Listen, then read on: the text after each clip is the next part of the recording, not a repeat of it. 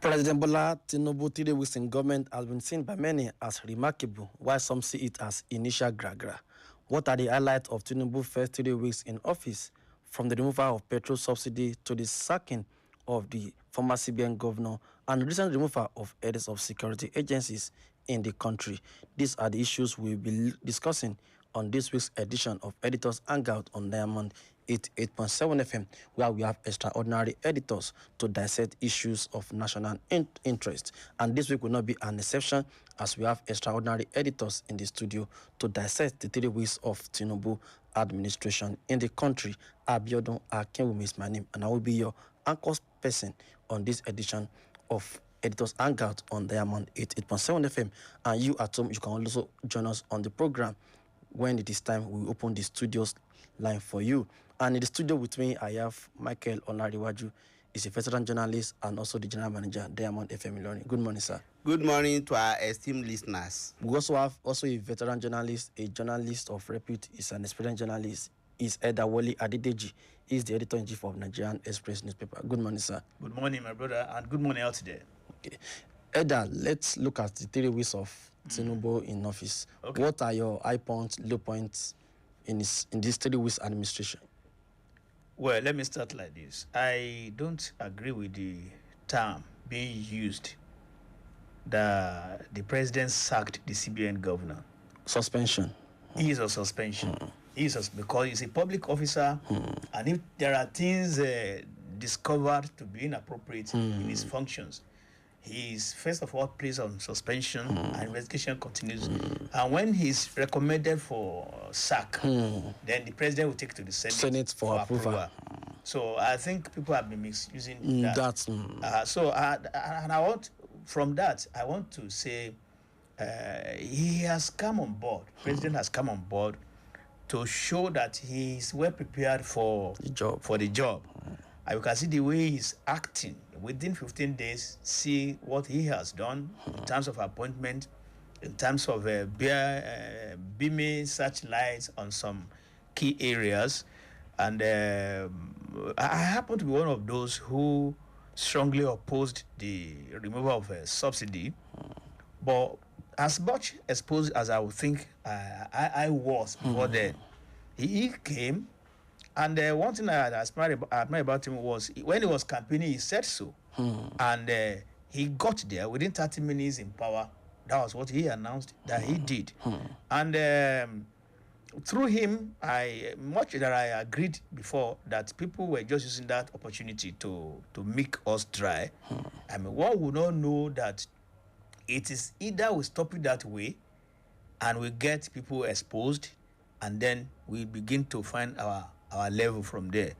So for taking that bold step, and even when the labor met him after that, he said, whether you like it or not, you can go on strike, but this is what we will do.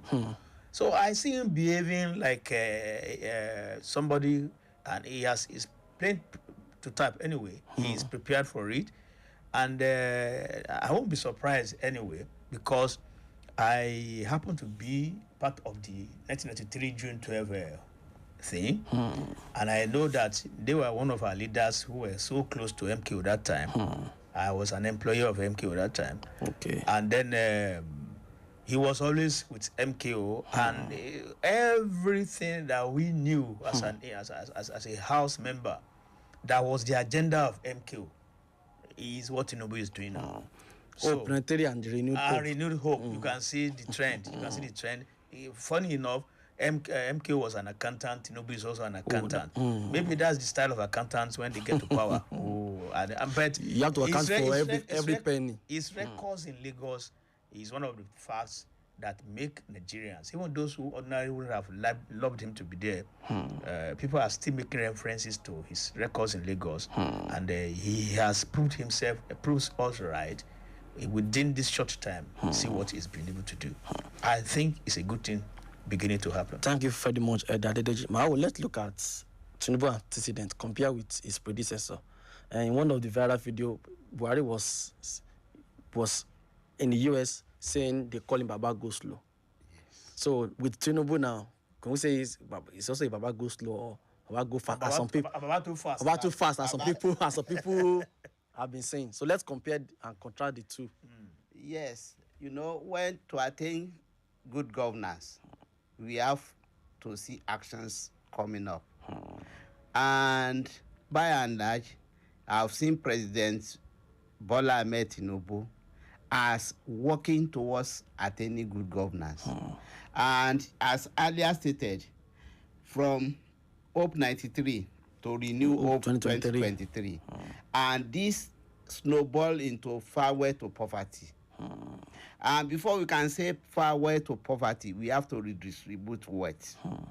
When you go back into history, when you see people like Lula in Brazil, he became president under the guise of the labor union. Later on, he is even currently the president in Brazil again.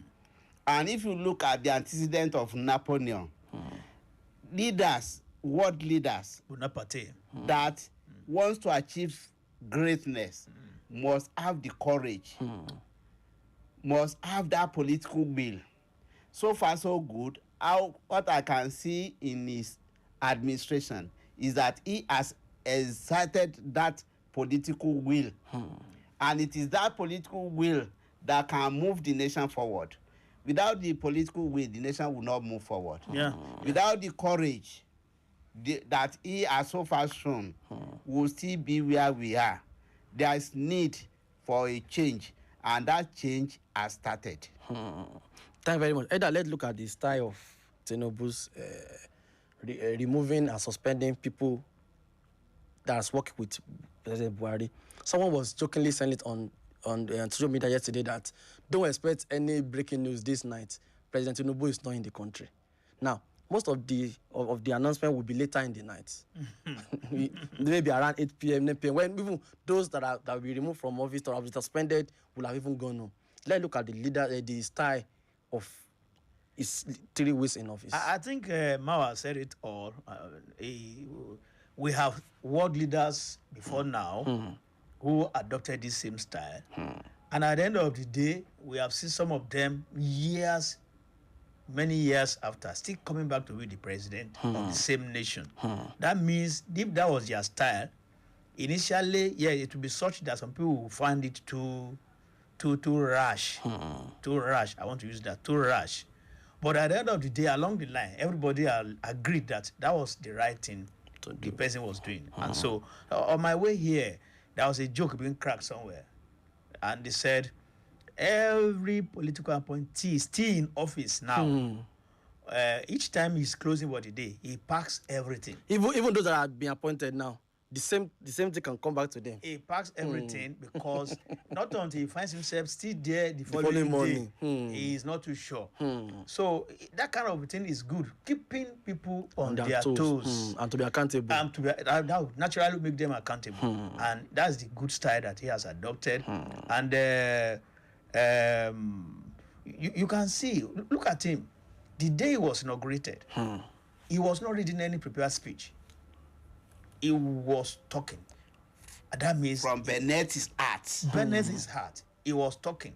And he was making policy statements all through from the beginning to the end. So I think the style will pay us, maybe for the first time in this country. We saw similar things in the days of General Muritala Mohammed, a military man. But even his own was not as fast as this. So it's a good style.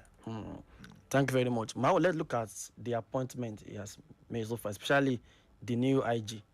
Yesterday he said he's have a lion style or something similar to that.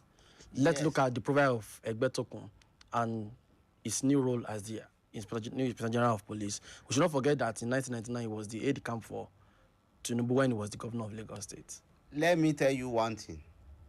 Unlike before, that our president will say that he only works with people he knew, Tinubu did not even know them alone. He has appointed them based on merits. And you find out that it means that almost all the geopolitical regions of Nigeria have people that are meritorious for different positions. So that even those of them that want to be talking of nepotism or these things, they cannot justify the issue of that nepotism so far.